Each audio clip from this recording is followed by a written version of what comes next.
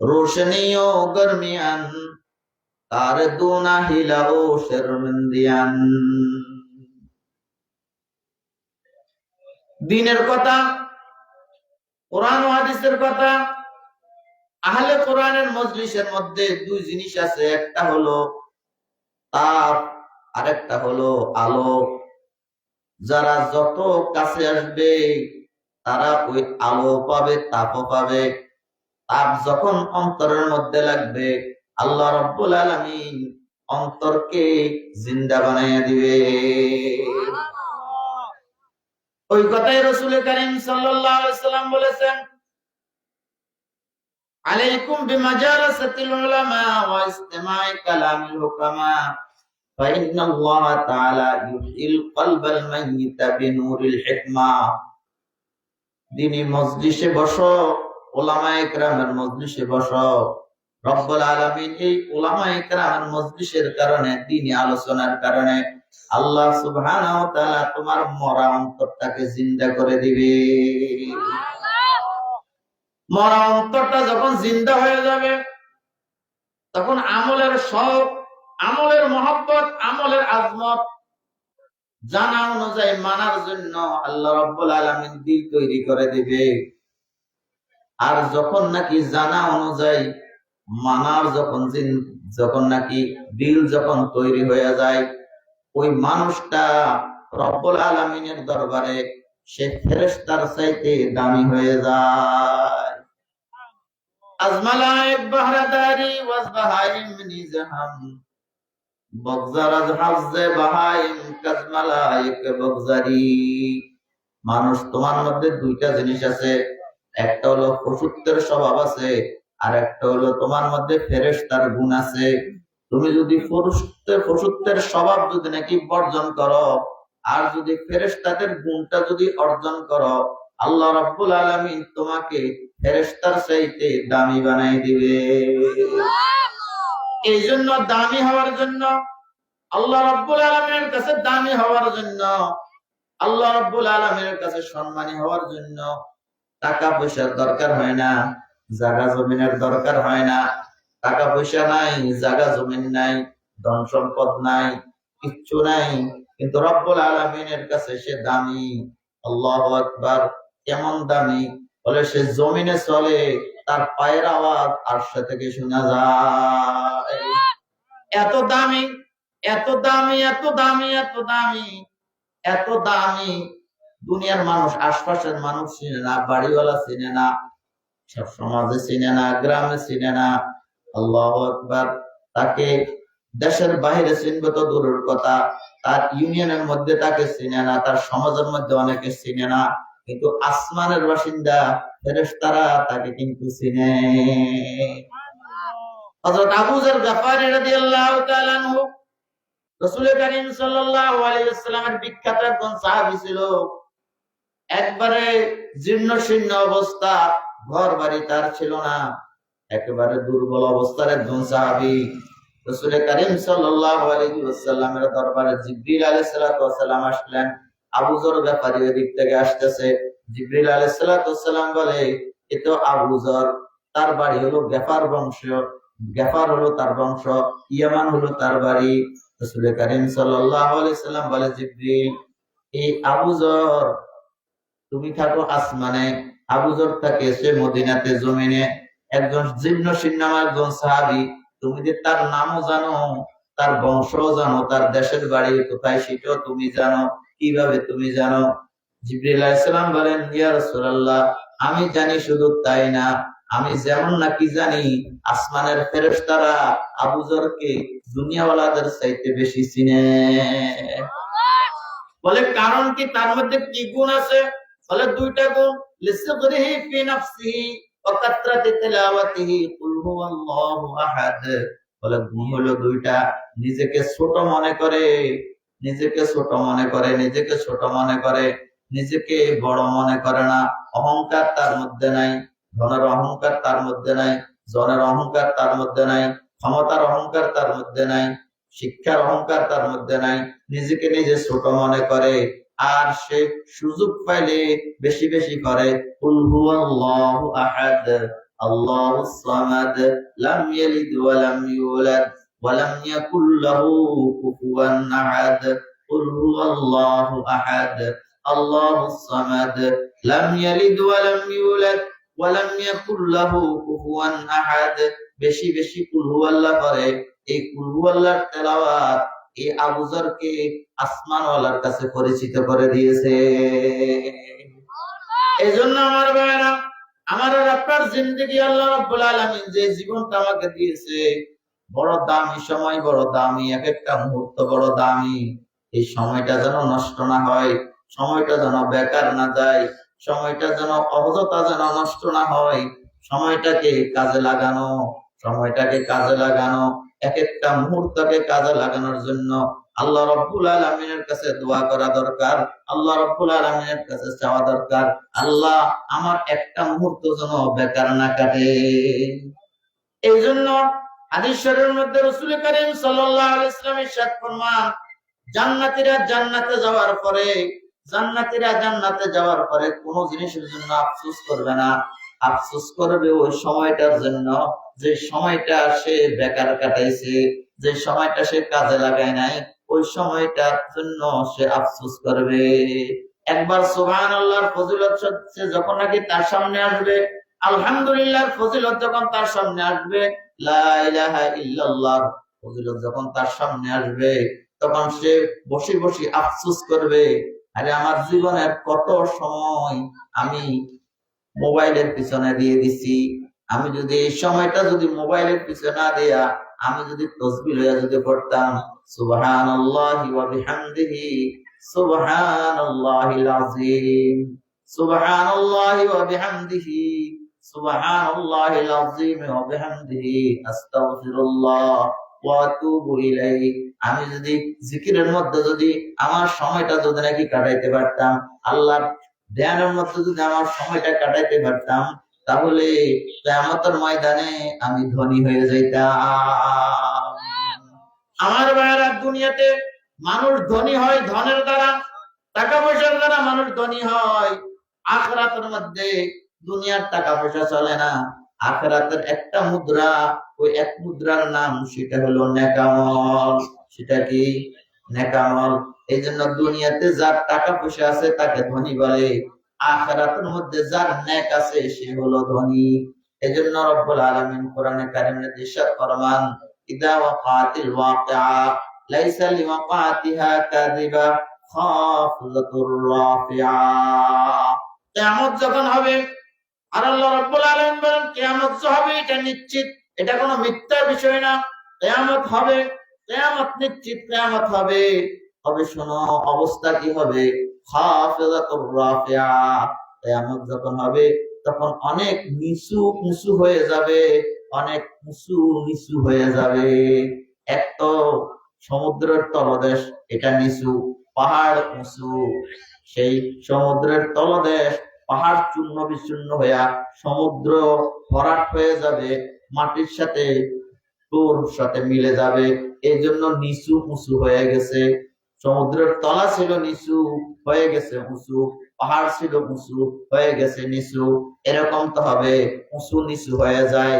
আর এক অর্থ হলো দুনিয়ার মধ্যে যারা অনেক উঁচু উঁচু পদের মধ্যে ছিল, অনেক মর্যাদাশীল ছিল, কিন্তু আল্লাহ রাব্বুল আলামিনের সাথে সম্পর্ক না থাকার কারণে, ইসলামের সাথে সম্পর্ক না থাকার কারণে, কোরআন ও হাদিসের সাথে সম্পর্ক না থাকার কারণে এই উঁচু মানুষগুলো নিচু হয়ে যাবে।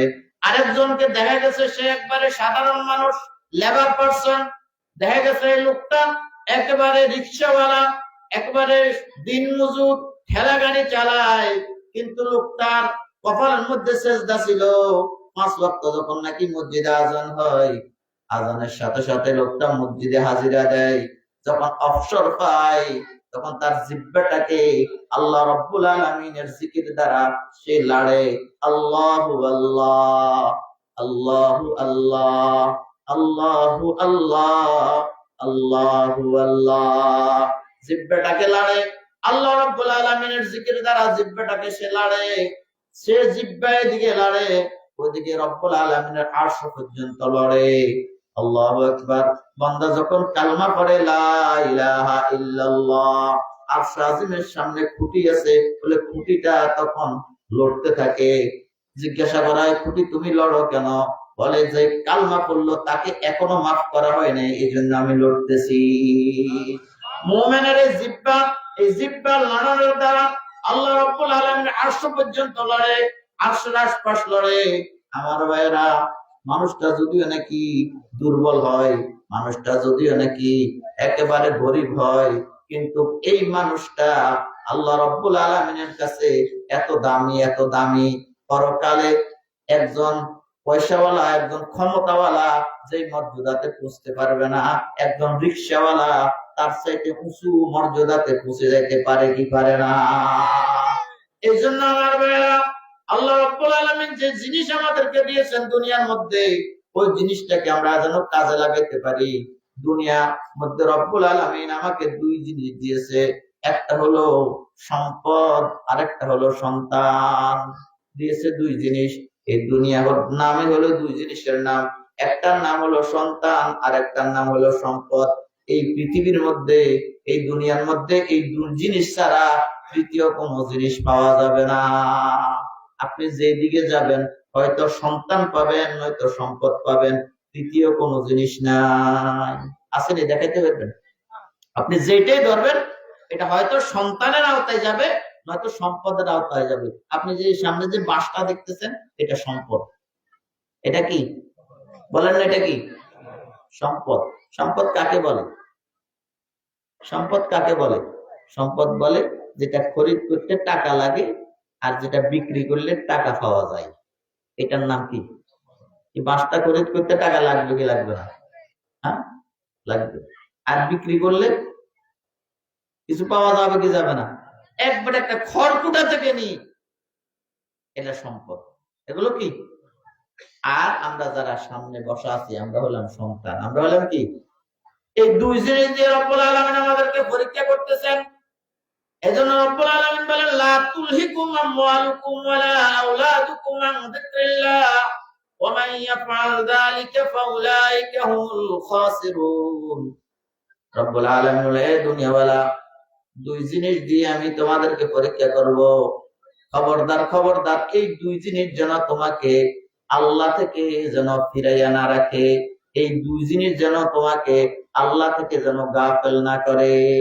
সন্তানের কারণে তুমি যেন আল্লাহ থেকে গাফেল না হও। হয় কি হয় না? সন্তানের কারণে আল্লাহ থেকে গাফেল হয় কি হয় না? হাই হাই, সন্তানের জন্য, সন্তানের জন্য, সন্তানের জন্য একটা জামা খরিদ করবে ঈদের সময়।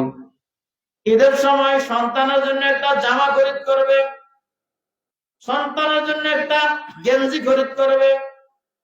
এই একটা জামা, একটা গেঞ্জি খরিদ করতে গিয়ে এদিকে মসজিদে আযান হইতেছে, আল্লাহু আকবার, আল্লাহু আকবার।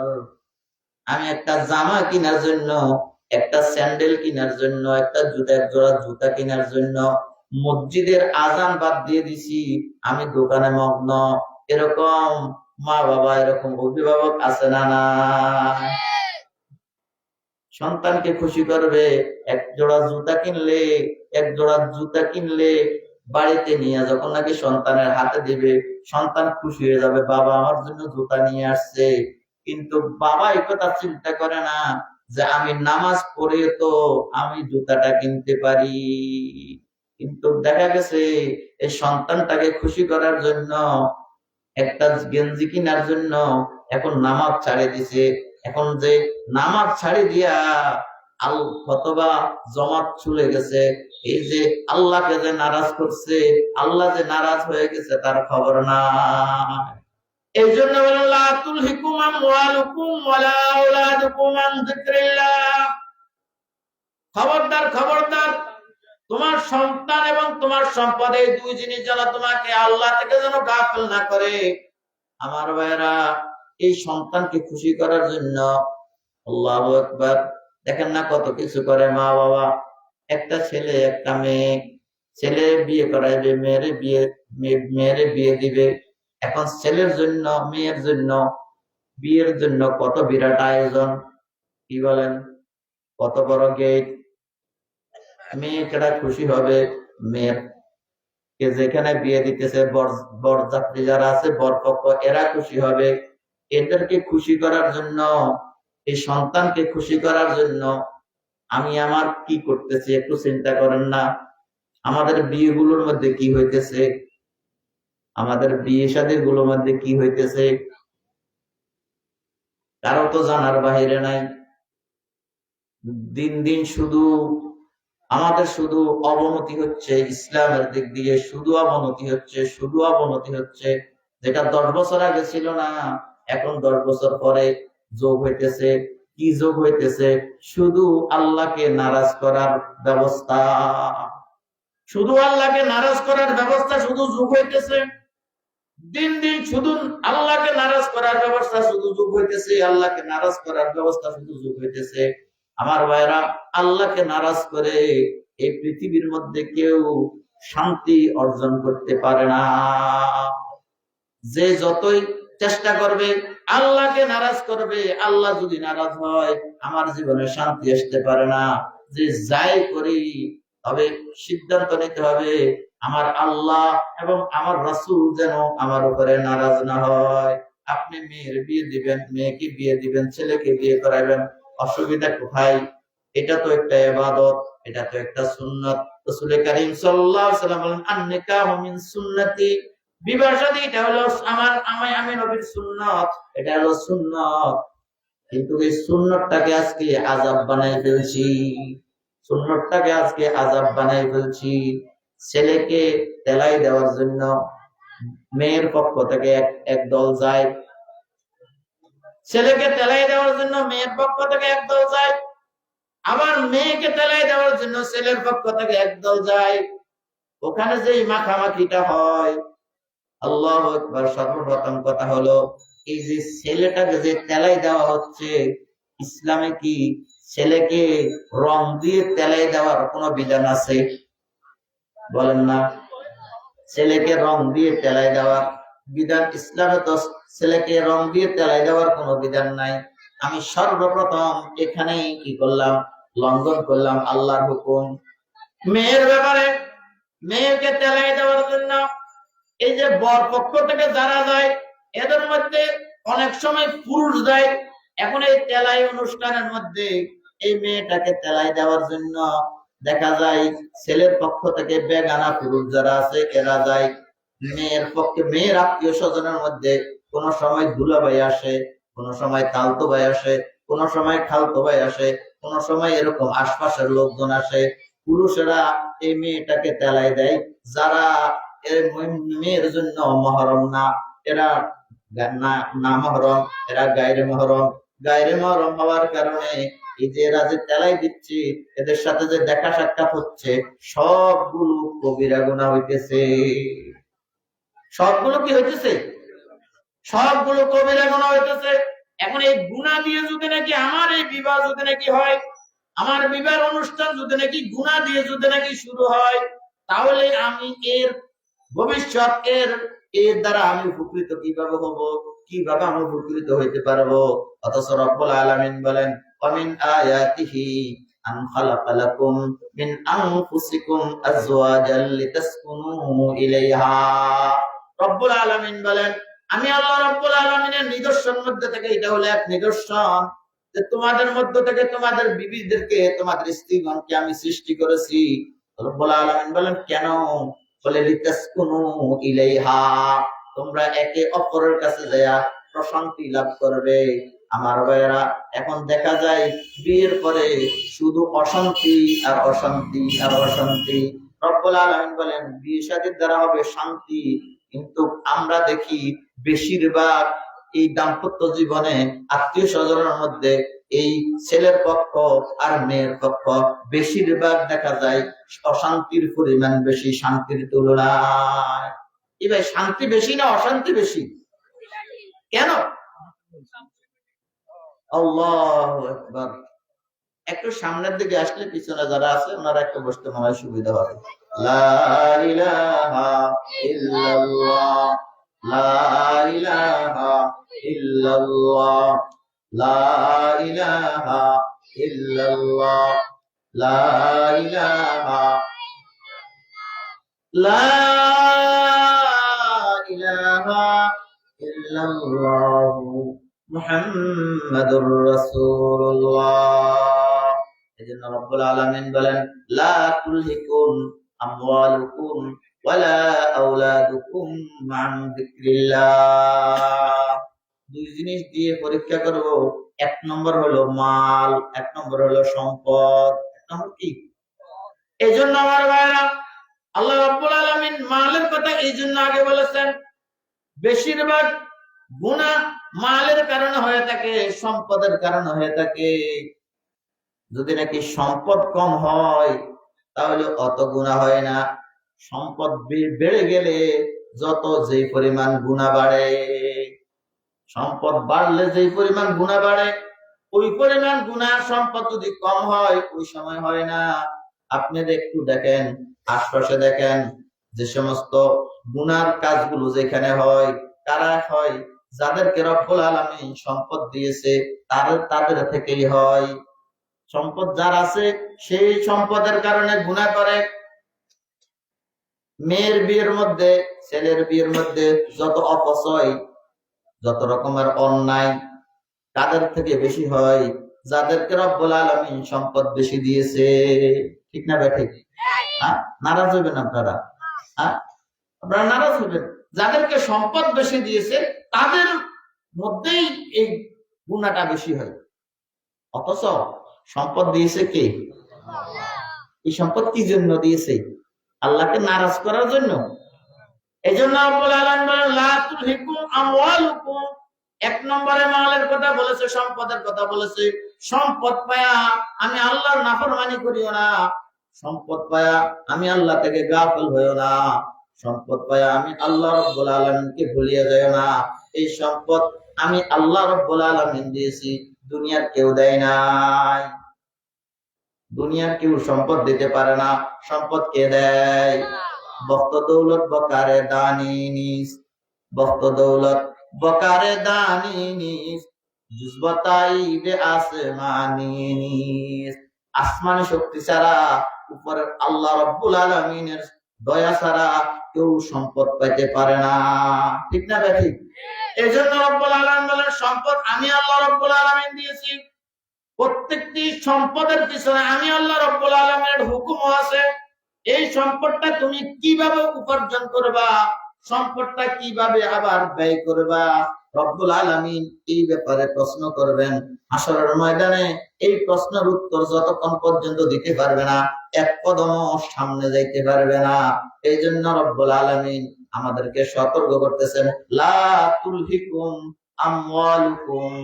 ও আমার বান্দা, সন্তান এবং সম্পদ এই দুই জিনিস যেন তোমাকে আল্লাহ থেকে যেন গাফেল না করে।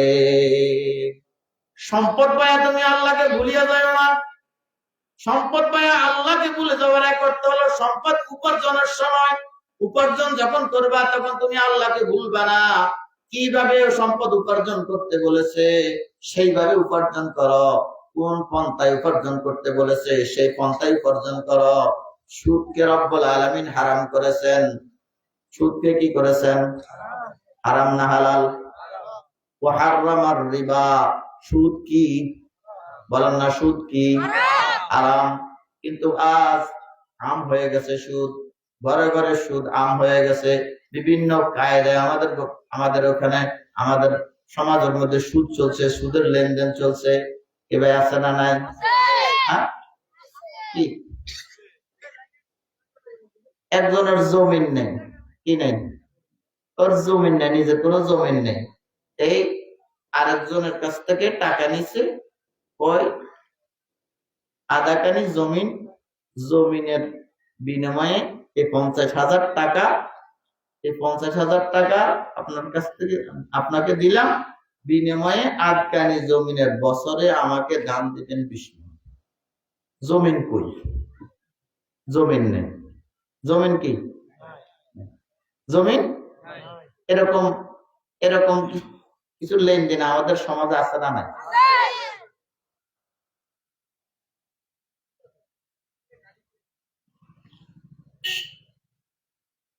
এজন্য রব্বুল আলামিন বলেন লা তুলহিকুম আমওয়ালুকুম, সম্পদ উপার্জনের ব্যাপারে খুব হুঁশিয়ার।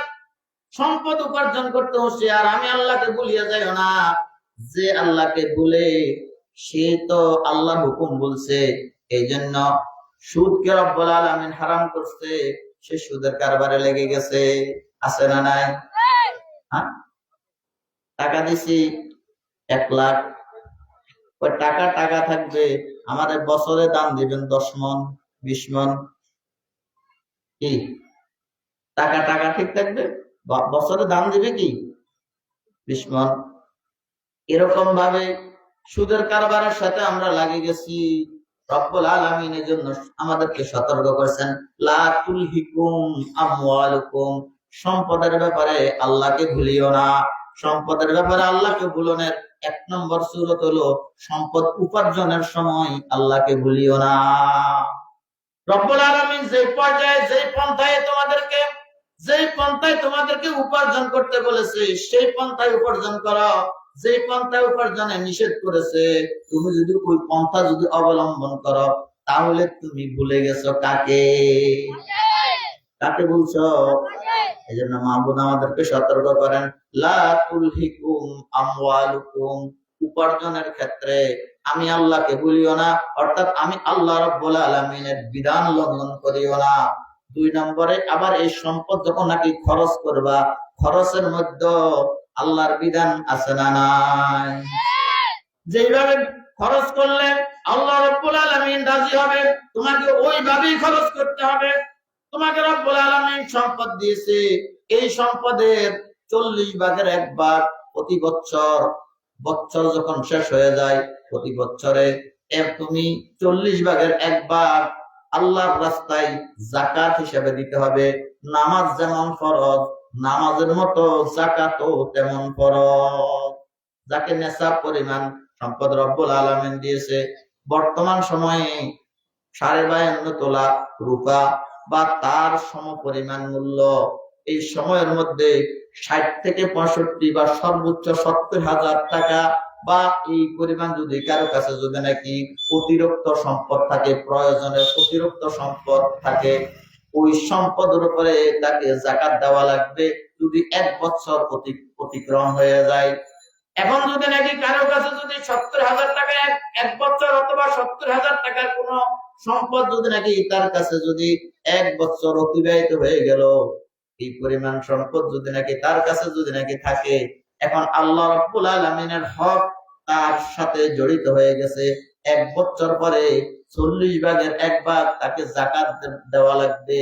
রব্বুল আলামিন বলেন, তুমি যদি নাকি যাকাত দাও, আমি আল্লাহ রাব্বুল আলামিন এই যাকাতের মধ্যে তোমার মালটাকে পবিত্র করে দেব, আর পবিত্র জিনিসের মধ্যে রব্বুল আলামিনের পক্ষ থেকে বরকত হয়ে যাবে।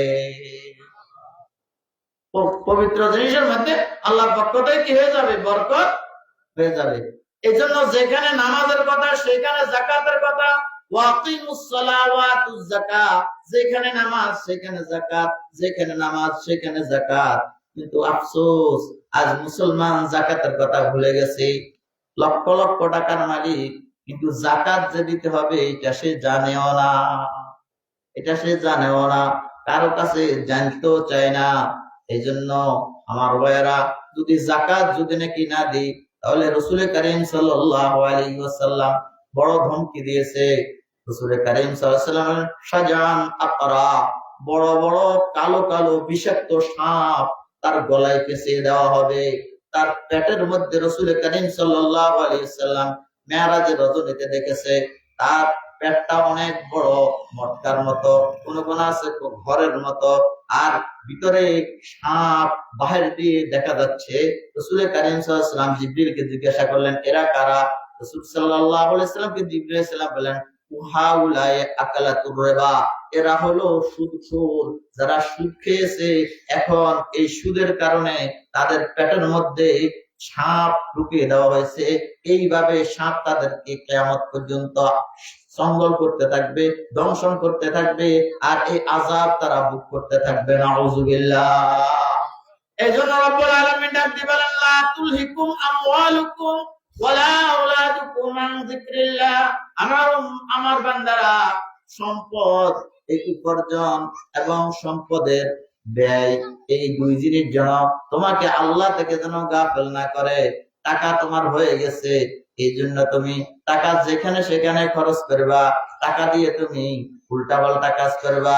টাকা তোমার হয়ে গেছে, এই জন্য তুমি মেয়ের বিয়েতে, ছেলের বিয়েতে তুমি গান বাদ্য করার জন্য গ্যাং পার্টি আর ব্যাংক পার্টি নিয়ে আসবা, তুমি গান গাইবা, তুমি এগুলো করবা। এই যে সম্পদ আমি আল্লাহ রাব্বুল আলামিন দিয়েছি, তুমি যদি এগুলো করো, এই সম্পদের কারণে, এই সম্পদ অন্যায় ভাবে ব্যয় করার কারণে, খরচ করার কারণে কিয়ামতের ময়দানে তুমি আমার কাঠ গড়ায়, আসামের কাঠ গড়ায় দাঁড়ানো লাগবে। এই জন্য আমার ভাইয়েরা, রব্বুল আলামিন আমাদেরকে সতর্ক করেছেন, লা তুলহিকুম আমওয়ালুকুম, সম্পদের উপার্জন এবং সম্পদের খরচ, এই দুই জিনিস যেন তোমাকে আল্লাহ থেকে যেন গাফেল না করে। 2 নম্বরে বলেছে সন্তানের কথা, ওয়া আওলাদুকুম, আমাদেরকে সন্তান দেয় কে? বলেন না, সন্তানকে দেয়। এটা রব্বুল আলামিনের পক্ষ থেকে, আল্লাহর পক্ষ থেকে আমাদের উপরে বড় ইহসান। এজন্য রব্বুল আলামিন মানুষের সৃষ্টির কথা বলেছে, মানুষের সৃষ্টির ধারাবাহিকতা বর্ণনা করেছে। তুমি কি ছিলা? এক সময় তুমি ছিলা নুতফা ছিলা, সেখান থেকে রব্বুল আলামিন বলেন আলাকা বানিয়েছি, সেখান থেকে আমি আল্লাহ রব্বুল আলামিন মুজগা তৈরি করেছি, এক একটা ধাপ তৈরি করেছি। আল্লাহ রব্বুল আলামিন বলেন মায়ের গর্ভে বিভিন্ন স্তর থেকে নিয়ে নুতফা থেকে আলাকা, আলাকা থেকে মুদগা, এগুলোর আমি ব্যাখ্যা করলাম না। এরপরে রব্বুল আলামিন বলেন সুম্মা নুখরিজুকুম তিফলা, মায়ের গর্ভে থেকে আমি তোমাকে শিশু আকারে তোমাকে বের করে দিয়েছি। শিশু আকারে বের করে দেওয়ার পরে রব্বুল আলামিন বলেন ফামিনকুম মান ইউতাওয়াফা, কিছু কিছু শিশু মায়ের গর্ভে থেকে আসার পরে 1 দিন 2 দিন, 1 ঘন্টা 2 ঘন্টা, 1 মাস 2 মাসের মাথায়, 1 বছর 2 মাসের মাথায় মারা যায়। এই শিশুটা সে যৌবনে পুষতে পারে না, এই শিশুটা সামনের দিকে যাইতে পারে না, এর আগে তার মওত হয়ে যায়। হয় কি হয় না? আল্লাহ রাব্বুল আলামিন যেন আমাকে আপনাকে রব্বুল আলামিন যেন শুনাইতেছেন, দেখাইতেছেন, শোনো, ওই যে ছোট্ট একটা বাচ্চা যে মারা গেছে, তার যে দাফন হয়েছে, ইচ্ছা করলে তুমি যে আজকে 60 বছর 70 বছর বয়সে রাস্তা দিয়ে হাঁটতেছ, তোমাকে আমি ওই 1 দিন 2 দিনের মাথায় তোমাকেও আমি মওত দিয়ে কবরের খোরাক বানাই দিতে পারতাম। পারতো কি পারতো না? পারতো না। এই জন্য রব্বুল আলামিন আমাকে আপনাকে এই নিয়ামতগুলোর কথা বলতেছেন, সুম্মা লিতাবলুগু শুয়ুখান, এরপরে তোমাকে আমি আল্লাহ রাব্বুল আলামিন বার্ধক্য পর্যন্ত পৌঁছে দিয়েছি। এইখানের মধ্যে তুমি এখন যৌবনে পদার্পণ করেছো, যৌবনে পদার্পণ করে এখন তুমি নিজের দাম্পত্য জীবন গড়েছো, বিবাহ শাদী করেছো, বিবাহ শাদী করার পরে তোমার এখন পারিবারিক জীবন হয়েছে। আল্লাহ রাব্বুল আলামিন বলেন পারিবারিক জীবনকেও আমি দেখো 4 ভাগে ভাগ করে রেখেছি। আল্লাহ রাব্বুল আলামিন বলেন ইয়াহাবু লিমান ইয়াশাউ ইনাতা ওয়া ইয়াহাবু লিমান ইয়াশাউ যুকুর আও ইউযাওয়িজুহুম যুকরানা ওয়া ইনাতা ওয়া ইয়াজআলু মান ইয়াশাউ ওয়াকিমা। আল্লাহ রাব্বুল আলামিন পরিবারকে আমি 4 ভাগে ভাগ করছি। কোন পরিবারের মধ্যে শুধু কন্যা সন্তান আছে, পুত্র সন্তান নাই। কোন পরিবারের মধ্যে শুধু পুত্র সন্তান আছে, কন্যা সন্তান নাই। আছে নি? শুধু মেয়ে ছেলে নাই। আবার কোন পরিবারে শুধু ছেলে কি নাই, মেয়ে নাই। আবার কোন পরিবারের মধ্যে আমি ছেলেও দিয়েছি, মেয়েও দিয়েছি। আর রব্বুল আলামিন বলেন আবার কোন কোন পরিবারকে আমি আল্লাহ রব্বুল আলামিন ছেলেও দিই নাই, মেয়েও দিই নাই, জীবনের জন্য বাঁধা করে রেখেছি। পরিবার কয়বার? কারো আছে মেয়ে ছেলে নাই, কারো আছে ছেলে মেয়ে নাই, কারো ছেলেও আছে মেয়েও আছে, কারো কিছু নাই। আছে না নাই? যার সন্তান নাই সে চেষ্টা করিও পায় না। এজন্য রব্বুল আলামিন বলেন লা তুলহিকুম আমওয়ালুকুম ওয়ালা আওলাদুকুম আন যিকরিল্লাহ, সন্তান আমি আল্লাহ রব্বুল আলামিন দিয়েছি, এই সন্তানের পিছনেও আমি আল্লাহ রব্বুল আলামিনের হুকুম আছে। খবরদার সন্তান পায়া আমি আল্লাহকে ভুলিয়া যাইও না। সন্তান পায়া আমি আল্লাহ রাব্বুল আলামিনকে যদি ভুলে যাও, রব্বুল আলামিন বলেন ওয়া মান ইয়াফআল যালিকা ফাউলাইকা হুমুল খাসিরুন। সন্তান যেহেতু আমি আল্লাহ দিয়েছি, এই সন্তানের ব্যাপারে আমি আল্লাহ রাব্বুল আলামিনের বিধানও আমি রেখেছি। আছে না নাই? এজন্য মা বাবার সন্তানের প্রতি এক নম্বরের যে হক, এই হকটা হলো সন্তান যখন দুনিয়াতে আসে তখন তার কানে আযান এবং ইকামত দেওয়া। 7 দিন যখন বয়স হয়ে যায় তখন তার নাম রাখা, আকিকা করা, এবং সে যখন নাকি আস্তে আস্তে যখন নাকি বয়স বাড়তে থাকে, কথা বলার যখন নাকি শক্তি হয়, তখন তাকে দ্বীন শিক্ষা দেওয়া, এটা মা বাবার দায়িত্ব। ঠিক না ঠিক? এই জন্য যদি নাকি মা বাবা এই সমস্ত দায়িত্বগুলো যদি নাকি পালন করে, রব্বুল আলামিন বলেন তুমি যদি সন্তানটাকে দ্বীন শিখাও, তা আমি আল্লাহ রব্বুল আলামিনও সন্তানটাকে মা বাবার খেদমত করার জন্য আমি কুদরতি ভাবে তার জেহান তৈরি করে দিব। যেমন নাকি হযরত লুকমান আলাইহিস সালাম সন্তানকে যে উপদেশ দিয়েছেন রব্বুল আলামিন, সেই উপদেশের কথা কোরআনে কারীমের মধ্যে কোট করে দিয়েছেন আমাদের সামনে। আল্লাহু আকবার, কি সুন্দরভাবে সন্তানকে উপদেশ দিয়েছিলেন হযরত লুকমান। ইয়া বুনাইয়া ইন্নাহা ইন তাকু মিসকালা হাববাতিন মিন খারদালিন ফাতাকুন ফি সাখরাতিন আও ফিস সামাওয়াতি আও ফিল আরদি ইয়াতি বিহাল্লাহ। সন্তানকে আল্লাহর ভয়, আল্লাহর কুদরত এইভাবে শেখাতেছে, দুনিয়া আমার সন্তান, তুমি যদি নাকি একটা কালো পাথরের ভিতরে যদি একটা সরিষার দানাও যদি নাকি লুকিয়ে রাখো, রব্বুল আলামিন যদি বের করতে চায়, তাহলে এই সরিষার দানাটাকে 7 আসমানের উপর অথবা 7 জমিনের থেকে রব্বুল আলামিন বের করে নিয়ে আসতে পারবে। ইন্নাল্লাহা লাতীফুন খাবীর। আল্লাহ রব্বুল আলামিন সন্তানকে কিভাবে আল্লাহ শিক্ষা দিতে হয়, কিভাবে আল্লাহর কুদরত শিক্ষা দিতে হয়, লুকমান আলাইহিস সালাতু ওয়াস সালামের মাধ্যমে আমাদেরকে সবক দিয়ে দিলেন। আমার ভাইয়েরা, যদি নাকি আমরা আমাদের সন্তানগুলোকে যদি নাকি এইভাবে দ্বীন শিক্ষা দিই, শুধু একদিকে দ্বীন শিক্ষা দিব তাই না, অপরদিকে সন্তানের জন্য দোয়া করা লাগবে। যেমন নাকি ইব্রাহিম আলাইহিস সালাতু ওয়াস সালাম সন্তানের জন্য দোয়া করছিলেন। আল্লাহু আকবার। বিবি হাজেরা এবং ইসমাইল আলাইহিস সালাতু ওয়াস সালামকে যখন নাকি তিনি মরু প্রান্তরে রাখছিলেন, তখন এক পর্যায়ে যখন তিনি চোখ থেকে আড়াল হয়ে গেছে, তখন এক পর্যায়ে তিনি আল্লাহ রাব্বুল আলামিনের কাছে দোয়া করলেন, ইয়া ইন্নী আসকানতু মিন যুররিয়াতি বিওয়াদিন গায়রি যী যারইন ইনদা বাইতিকাল মুহাররাম রব্বানা লিয়ুকিমুস সালাহ। আয় আল্লাহ, যেখানে বসবাস করার মতো কোনো পরিবেশ নাই, পানি নাই, খানা নাই, লোকজন নাই, এমন একটি মরু অঞ্চলে আমি আমার বিবি, আমার সন্তানকে রেখে যাচ্ছি।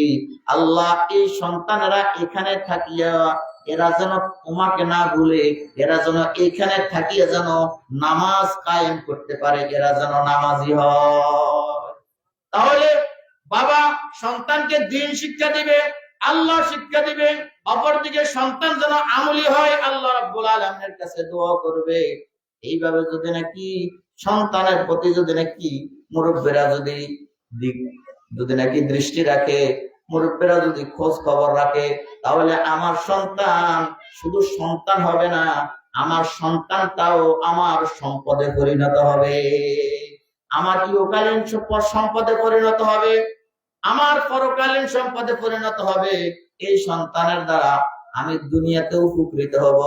সন্তান আমার সাথে বেয়াদবি করবে না, এই সন্তান আমার সাথে খারাপ আচরণ করবে না, আর আমি যখন দুনিয়ার থেকে চলে যাব, সন্তান আমাকে ভুলবে না, সন্তান আমার জন্য দোয়া করবে, রব্বির হামহুমা কামা রাব্বায়ানি সগীরা।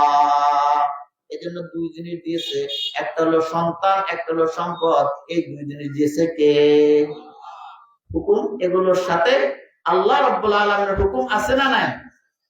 আমি যদি এই দুই জিনিসকে যদি আল্লাহ রাব্বুল আলামিনের হুকুম, রাসূল কারীম সাল্লাল্লাহু আলাইহি ওয়াসাল্লামের তরিকা অনুযায়ী যদি ব্যবহার করতে পারি, তাহলে এই সন্তান আর সম্পদ, সন্তানও আমার সম্পদে পরিণত হবে, ইহকালীন সম্পদ হবে, পরকালীন সম্পদ হবে। এর দ্বারা আমার শুধু আখিরাতের পুঁজি শুধু বাড়তে খায়। এই জন্য সন্তানগুলোকে দিন শিক্ষা দেওয়ার জন্য দিনী প্রতিষ্ঠানের দরকার। সন্তানগুলোকে দিন শিক্ষা দেওয়ার জন্য দিনী প্রতিষ্ঠানের কি দরকার। আর ওই দিনী প্রতিষ্ঠানে দিন শিখাইলে ওই সন্তানগুলো দিনদার হলে আল্লাহ সুবহানাহু ওয়া তাআলা আমাদেরকে ইহকাল এবং পরকালে দামি বানিয়ে দিবে। আল্লাহ সুবহানাহু ওয়া তাআলা আমাদেরকে সর্বপ্রথম আল্লাহ সুবহানাহু ওয়া তাআলার হুকুম পালনের জন্য তৌফিক দান করে।